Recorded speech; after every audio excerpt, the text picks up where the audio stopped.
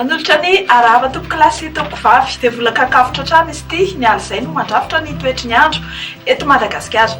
Etsy anan'izay koa dia mila mitandrina ny mpampiasa ranomasina amin'ny morontsiraka atsimo ray manontolo iny fa ho avo be ny onja vokatry ny alin-drano avy any atsimo andrefana. Mahakasika ny maripana indray ho atoato kosa dia tsy dia misy fivana loatra, izany hoe mbola angatsiatsika ihany fa amin'ny fiafaran'ny herinandro iny no hiakatra ny maripana ambony.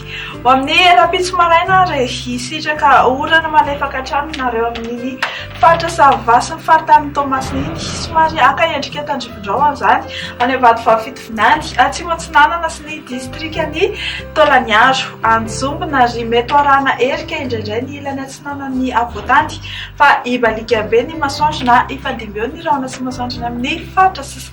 Ho amin'ny rapitso tolakandro dia toetrany ny orana ny faritra Antala ny faritany Toamasina ary mahazo ny Vadivavy Fitovinany.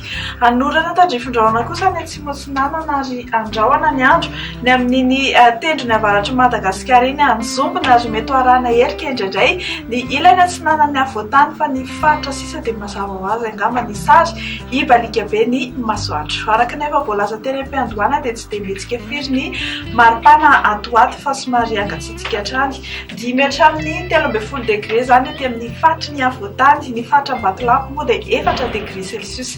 Ho amin'ny rapitso tolakandro ny maripana ambony indrindra voatombantombana dia faritany Manjanga 13 degré, ny morontsiraka andrefana mazava ho azy mihoatra ny 30 degré avokoa ary ny morontsiraka Atsinanana eo anelanelany 4 na 9 degré celsius eo ny eo. Hivoaka ivelan'ny Madagasikara ianao ifandimindray ny rahona sy ny masoandro amin'ny rapitsony any amin'ny faritra Paris sy Bangkok ary Seychelles ibalika be masoandro Johannesburg sy La Réunion. Anorana malefaka ao Comore, anorana tandrifindraona Nairobi mety arakotroko izany any amin'ny faritry Milan iny. Dia izay indray ary aloha no azo ambara rapitso fakahita eto indray mametraka ny mandrapitava.